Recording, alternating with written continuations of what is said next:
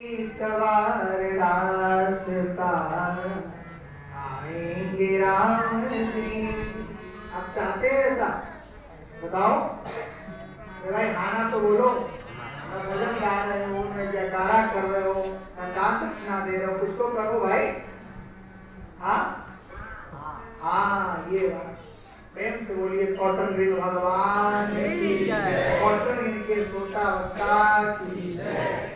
जब ये भाव हम कहेंगे आएंगे राम जी, तो क्या होगा? भगवान जरूर आएंगे। यहाँ पर भगवान यह भाव जब कही रहे थे, जब गाही रही थी, भगवान दोनों भाई धनुष बाण लेकर आए हैं, शबरी जी को दर्शन दिए। यहाँ पर 9 प्रकार की भक्ति का उन्होंने उल्लेख किया। बिल्कुल ध्यान से कहा, सुनिए।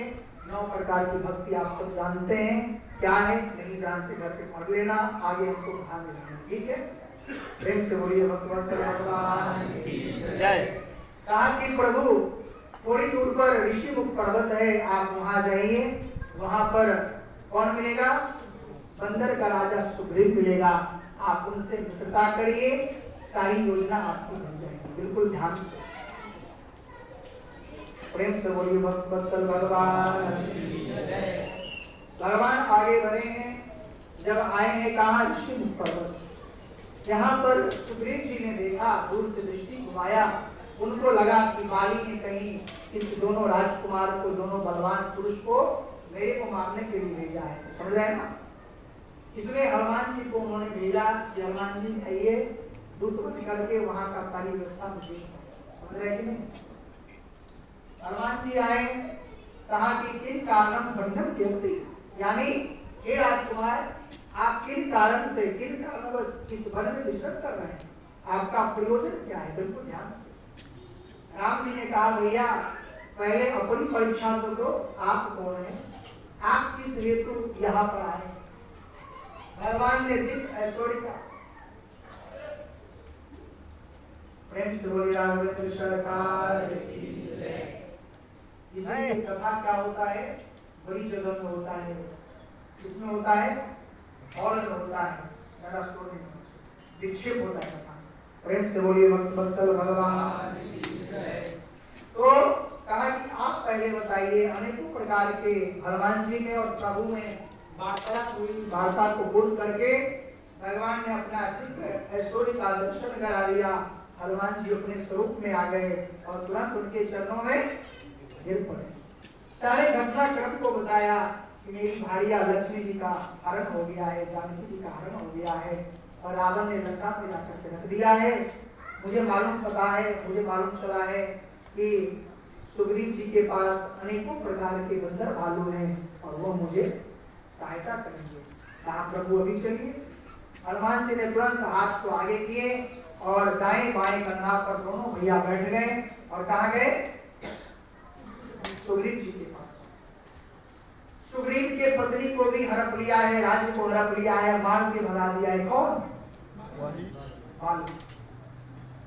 भगवान ने यहाँ पर अगले दिन मित्रता करके अग्नि के साक्षी में रख करके, बिल्कुल ध्यान से, अग्नि के साक्षी में रख करके और उन्होंने मित्रता की और बाली को मार दिया। भगवान समझ रहे नहीं? बाली को मारने के बाद वहां का राजा किसको बनाया? किष्किंधा का? सुग्रीव को।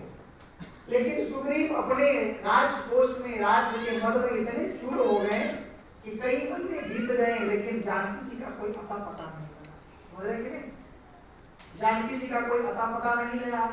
एक दिन राम जी बहुत क्रोध में आ गए। बिल्कुल ध्यान से मेरे भाई हैं,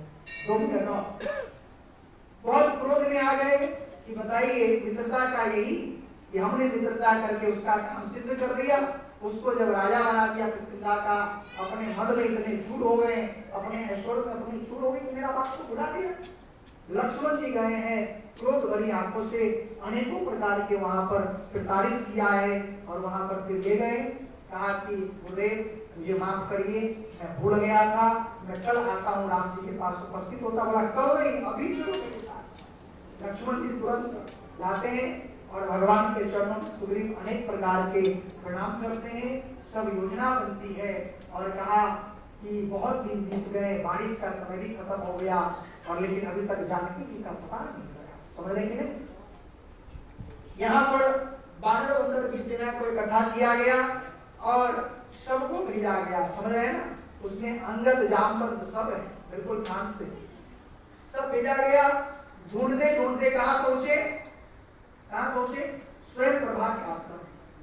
स्वयं प्रभा ने कहा कि भाई जामवंत वहां रहते सागर किनारे, आप वहां जाइए, आप वहां सारी आपकी योजना बन जाएगी। सब लोग सागर किनारे आए हैं। सागर किनारे के बाद सबने कहा कि जानकी जी सागर के उस पार है, जो इस सागर को नाम सकता है वही जानकी जी का पता लगा सकता है। राम जी ने केवल कहा था जानकी जी को पता लगाए। राम जी कह रहे हैं तो सामर को सब कर देंगे, तुम केवल पता लगा। अब यहाँ पर जाए कौन, अनेकों प्रकार के बंदर वालों। सबने कहा हम जा तो सकते हैं लेकिन आ नहीं सकते। जब ये बात सब कहा तब कहा तो स्वामी जी कहते हैं कि हे हनुमान जी, आपका अवतार ही भगवान के काम के लिए हुआ है। हनुमान जी जैसे ही जब आप सुने, हनुमान जी दहाड़ने लगे कि महाराज ये सागर कौन कहे, मैं पूरी लंका उठाकर आपको चलूंगा। फिर बाद में सब हो गए।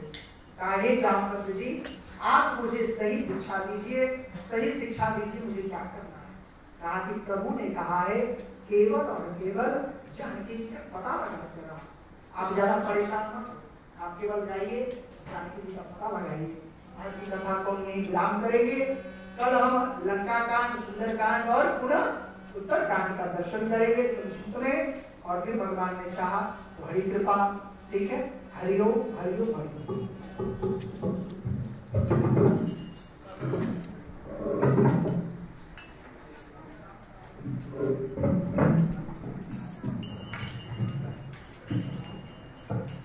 बोलिए व्यास भगवान की। परम श्रद्धेय व्यास जी के चरणों में बंधन और उसी तरह से आप लोगों को नमन करते हुए महाराज जी की कथा लगभग एक महीना, पूरा एक महीना महाराज जी ने सुनाया। और ऐसे समय पर जबकि इस अथक का समय चल रहा है ये महीना, उसमें गरुड़ पुराण भी महाराज जी ने नित्य प्रतिदिन 10-5 मिनट हम लोगों को सुनाए। कल महाराज जी की कथा का विश्राम दिवस है और यहाँ पर विदाई स्वरूप महाराज जी के लिए थाली रखी जाएगी। आप सभी लोग मालूम है बहुत मृदु स्वभाव के पहले बार हम लोगों के सत्संग समिति में पधारे और बहुत अच्छा कथा महाराज जी के द्वारा भाई संत के मुख से और कुछ और ही होता है। एक तो स्वभाव बहुत सीधा साधा महाराज जी। तो कल यहाँ विदाई होगी महाराज जी की। कल कथा के उपलक्ष्य में यहाँ थाली रखी। आप सभी लोगों से अनुरोध है कि आप लोग इस पितृपक्ष के समय पर वैसे भी दान पुण्य करते ही हैं, अभी इस समय विशेष कथा भी सुने और महाराज जी के वाणी द्वारा आप लोगों से निवेदन है कि सब लोग यथाशक्ति जो भी हो दान के बारे में कभी महाराज जी ने ही कर दिया, तो ये दान नहीं रह गया और तो बाकी की इस कलयुग में कुछ तरह ही नहीं गया।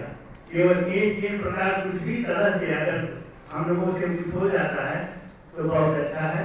तो कल आप लोग सहयोग जरूर करिएगा विदाई के समय। ओम नमः।